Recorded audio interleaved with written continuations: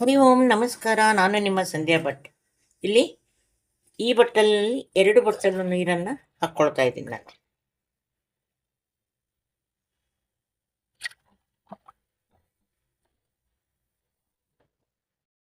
ಈ ನೀರಿಗೆ ಒಂಚೂರು ಉಪ್ಪು ಹಾಗೂ ಹಸಿಮೆಣಸು, ಎರಡೇ 2 ಹಸಿಮೆಣಸನ್ನು ಹಾಕಿದ್ದೀನಿ. ಬಟ್ಲಿನಷ್ಟು ಹಿಟ್ಟಿಗೆ ಬೇಳೆಯನ್ನು ತೊಗೊಂಡಿದ್ದೀನಿ, ಇದನ್ನು ಕೂಡ ಇದಕ್ಕೆ ಸೇರಿಸ್ಕೊತಾ ಇದ್ದೀನಿ. ಇದು ಅರ್ಧಂಬರ್ಧ ಬೇಯಿಸ್ಕೊತೀನಿ, ಪೂರ್ತಿ ಬೇಯಿಸಲ್ಲ.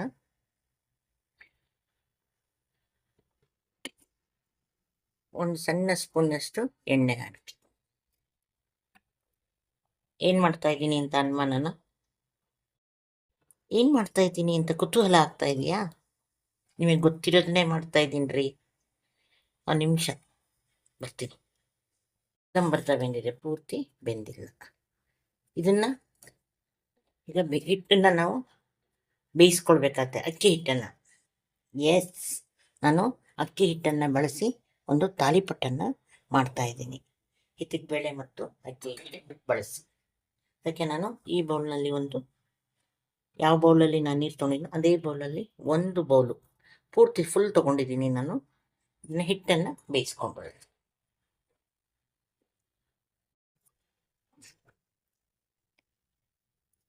ಒಳ್ಳೆ ಉರಿ ಸಣ್ಣ ಮಾಡಿ ಬೇಯಿಸ್ಕೊಂಡು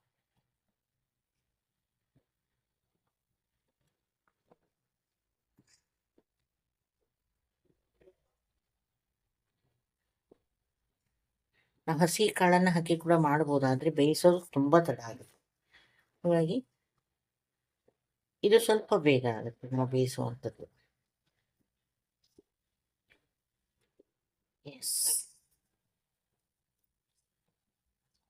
ಇದನ್ನು ಮುಚ್ಚಿಟ್ಕೊಂಡು ಒಲೆಯನ್ನು ಆಫ್ ಮಾಡಿ ತಣ್ಣಗಾಗಲಿಕ್ಕೆ, ಹಿಟ್ಟನ್ನು ತಣ್ಣಗಾಗಲಿಕ್ಕೆ ಒಂದು ಅಗಲ ಪಾತ್ರೆಯಲ್ಲಿ ಅಥವಾ ಒಂದು ಪರಾತ ಟೈಪು ಅದರಲ್ಲೆಲ್ಲ ಹಾಕ್ಕೊಂಡು ಸ್ವಲ್ಪ ಹರಡ್ಕೊಳ್ಳಿ ಕ್ಲೀನಾಗಿ. ಅದು ಬಿಸಿ ಆರತ್ತೆ ಬೇಗ. ನಮಗೆ ಗರ್ಗರಿಯಾಗಿರುವಂತಹ ತಕ್ಷಣದಲ್ಲಿ ತಿಂತೀವಂತ ನಾವು ಅಕ್ಕಿ ರೊಟ್ಟಿಯನ್ನು ಮಾಡಬೇಕು ಅಂದರೆ ನಾವು ಹಿಟ್ಟಿಗೆ ಕುದಿಯ ನೀರು ಹಾಕ್ಕೊಂಡು ಒಂದು ಪಾತ್ರೆಯಲ್ಲಿ ಹಾಕಿ ಹಿಟ್ಟನ್ನು ಹಾಕಿ ಅದಕ್ಕೆ ಕುದಿಯ ನೀರನ್ನು ಹಾಕಿ ಕೂಡ ಮಾಡ್ಬೋದು.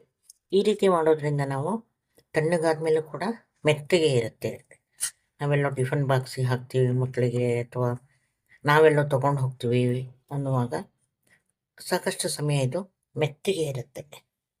ನಾವು ಕುದಿಯೋ ನೀರು ಅಥವಾ ಬಿಸಿ ನೀರು ಹಾಕಿ ಕಲಸಿದಂಥ ಹಿಟ್ಟಲ್ಲಿ ತಕ್ಷಣ ರುಚಿ ಇರುತ್ತೆ, ಆದರೆ ತಣ್ಣದ ಮೇಲೆ ತಿನ್ನೋಕ್ಕೆ ಬರೋದಿಲ್ಲ. ಎಸ್, ತಣ್ಣಗಾಗಲಿಕ್ಕೆ ಬಿಟ್ಬಿಡೋಣ.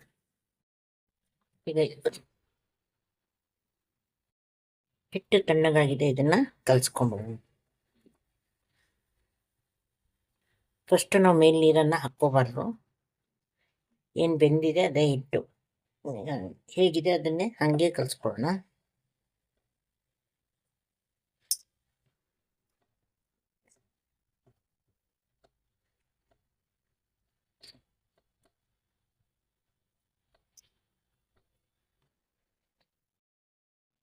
ನಾನು ಸ್ವಲ್ಪ ನೀರನ್ನು ಸೇರಿಸ್ಕೊತಾ ಇದ್ದೀನಿ.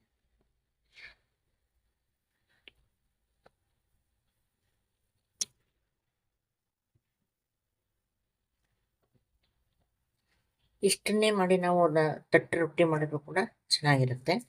ಆದರೆ ನಾನು ತಾಲಿಪಟ್ಟು ಶೈಲಿಯಲ್ಲಿ ಮಾಡ್ತಾ ಇರೋದ್ರಿಂದ ಈಗ ಇದಕ್ಕೆ ನಾನು ಈರುಳ್ಳಿ ಎಲ್ಲವನ್ನು ಸೇರಿಸ್ಕೊತಾ ಇದ್ದೀನಿ.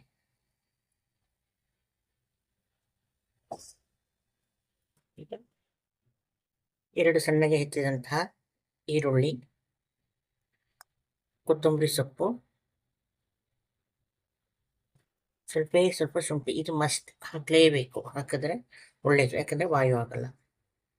ಇನ್ನು ಒಂದು ಸ್ವಲ್ಪ ಕಾಯಿ ತುರಿ. ಇದಕ್ಕೆ ಲಿಮಿಟೇಷನ್ ಇಲ್ಲ, ನಮ್ಗೆ ಇಷ್ಟ ಬಂದಷ್ಟು ಕಾಯಿನ ಹಾಕೋಬೋದು, ಹಾಕದೇನೂ ಕೂಡ ಮಾಡ್ಬೋದು.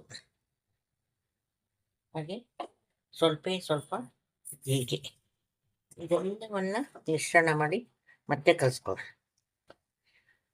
ನಾವು ಪ್ಲಾಸ್ಟಿಕ್ ಶೀಟ್ ಮೇಲೆ ತಟ್ತೀವಿ ಅಂತ ಆದಾಗ ಸ್ವಲ್ಪ ಹಿಟ್ಟು ಗಟ್ಟಿ ಇರಬೇಕಾಗುತ್ತೆ, ಅಂದರೆ ಕೈಯಿಂದ ಎತ್ತಿ ನಾವು ಹಾಕ್ತೀವಿ, ಯಾಕಂದರೆ ಪ್ಲಾಸ್ಟಿಕ್ ಸುಟ್ಟೋಗುತ್ತೆ.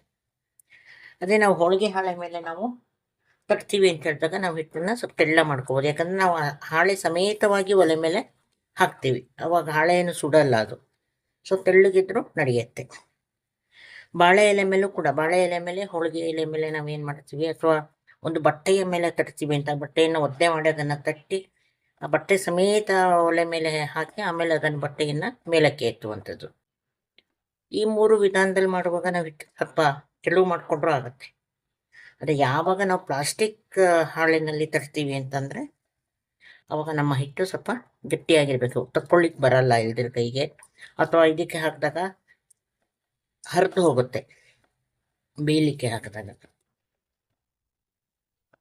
ನಾನು ಇದನ್ನು ಸ್ವಲ್ಪ ಮೆತ್ತಗೆ ಕಲಿಸ್ಕೊತೀನಿ, ಯಾಕಂದರೆ ನಾನು ಹೋಳಿಗೆ ಹಾಳೆನಲ್ಲಿ ತಟ್ತೀನಿ.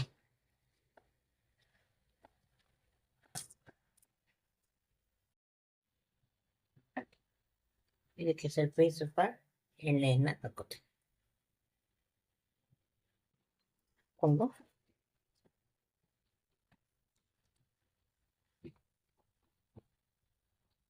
ಮಾಡ್ಕೊ. ಇದಕ್ಕೆ ನಮ್ಗೆ ಇಷ್ಟವಾದಂತಹ ಚಟ್ನಿಯನ್ನು ಮಾಡ್ಕೋಬೋದು. ಬರೀ ಈರುಳ್ಳಿ ಎಲ್ಲ ಹಾಕಿ ಮಾಡಿದಾಗ ಸಾಧಾರಣ ಶೇಂಗಾ ಬೀಜ ಚಟ್ನಿ ಚೆನ್ನಾಗಿರುತ್ತೆ, ಎಳ್ಳು ಚಟ್ನಿ ಚೆನ್ನಾಗಿರುತ್ತೆ. ಅದೇ ಹೀಗೆ ಮಾಡಿದಾಗ ನಾವು ಕಾಯಿ ಚಟ್ನಿ, ಹುರ್ಗಡ್ಲೆ ಚಟ್ನಿ, ಕೊತ್ತಂಬರಿ ಸೊಪ್ಪಿನ ಚಟ್ನಿ, ಅವಾಗ ಕೊತ್ತಂಬರಿ ಸೊಪ್ಪಿನ ಚಟ್ನಿ ಮಾಡಿದ್ರೆ ಹಿಟ್ಟಿಗೆ ಸ್ವಲ್ಪ ಕೊತ್ತಂಬರಿ ಸೊಪ್ಪನ್ನು ಕಡಿಮೆ ಹಾಕಿ, ಆದರೆ ಪುದೀನ ಸೊಪ್ಪು ಸೆಟ್ ಆಗಲ್ಲ ಇದಕ್ಕೆ. ಸೊ ನಿಮಗೆ ಇಷ್ಟವಾದಂತಹ ಚಟ್ನಿ. ಇದಕ್ಕೆ ನೀವು ಖಾರ ಜಾಸ್ತಿ ಹಾಕ್ಕೊಂಡ್ಬಿಟ್ರೆ ಅವಾಗ ನಿಮಗೆ ನಿಜ ಅಂತಂದರೆ ಬೆಣ್ಣೆ ಜೊತೆನೋ ಅಥವಾ ತುಪ್ಪದ ಜೊತೆನೋ ತಿನ್ನೋಕ್ಕೂ ಕೂಡ ಭಾಳ ಚೆನ್ನಾಗಿರುತ್ತೆ.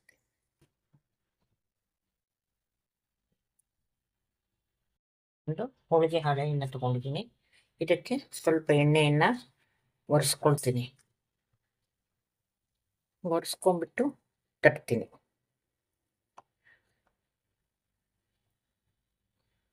ಇದನ್ನು ಸುಮಾರು 2 ಚಪಾತಿ ಆಗುವಷ್ಟು ಹಿಟ್ಟನ್ನು ತೊಗೊಂಡಿದ್ದೀನಿ. ಅವಾಗವಾಗ ಅಂಚನ್ನು ಸರಿ ಮಾಡ್ಕೊಳ್ತಾ ತಟ್ಟುವಂಥ. ಮಧ್ಯದಲ್ಲಿ ಎಣ್ಣೆಯನ್ನು ತೆಗೆಸ್ಕೋಬೋದು ಕೈಗೆ, ಅಥವಾ ನೀರನ್ನು ತೆಗೆಸ್ಕೋಬೋದು.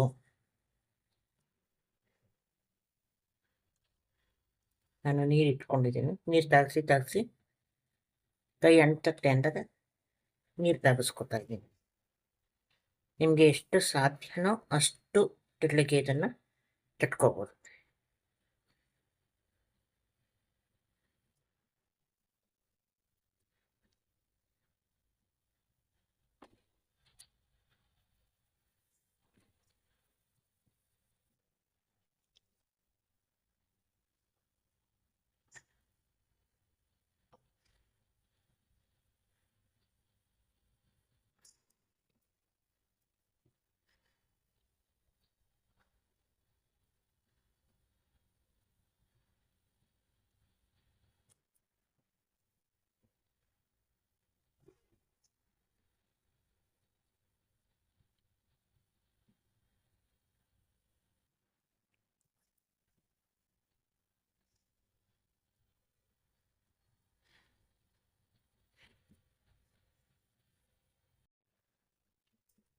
ಈಗ ಇದನ್ನು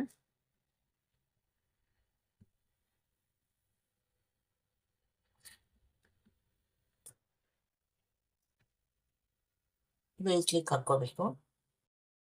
ಈಗ ಹೆಂಚು ಕಾದಿದೆ, ಸ್ವಲ್ಪ ಎಣ್ಣೆಯನ್ನು ಹಚ್ಕೋತೀನಿ.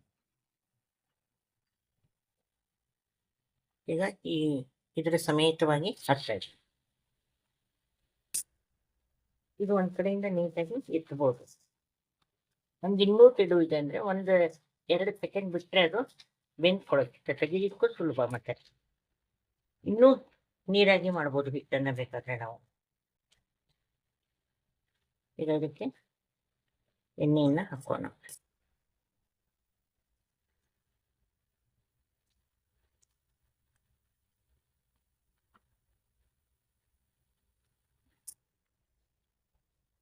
ಬೇಕಾದ್ರೆ ಇಲ್ಲಿ ಅಲ್ಲೊಂದು ಇಲ್ಲೊಂದು ಸಣ್ಣ ತೂಕ ಬೇಕಾದ್ರೆ ಮಾಡಬಹುದು. ಸ್ವಲ್ಪ ಹಾಕಿದ ಎಣ್ಣೆ ನೀಟಾಗಿ ಹೀರಿಕೊಳ್ಳುತ್ತೆ ಅಂತ ಅಷ್ಟೇ. ಹೀಗೆ ಇದನ್ನು ಒಂದು ಕಡೆ ನೀಟಾಗಿ ಬೆಂದ್ಮೇಲೆ ಇನ್ನೊಂದು ಕಡೆ ಬೇಯಿಸೋದು. ಈಗ ಇದು ಒಂದು ಕಡೆ ಬೆಂದಿದೆ, ನಿಧಾನವಾಗಿ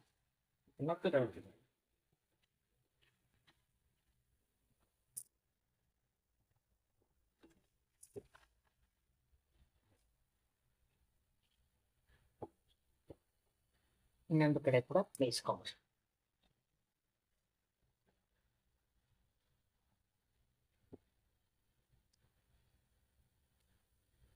ಸೊ ಹಿದ್ದಕ್ಕೆ ಬೇಳೆ ರೊಟ್ಟಿ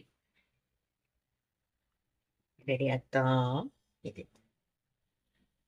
ಬೇಯಷ್ಟು ಚಟ್ನಿ ರೆಡಿ ಮಾಡಿ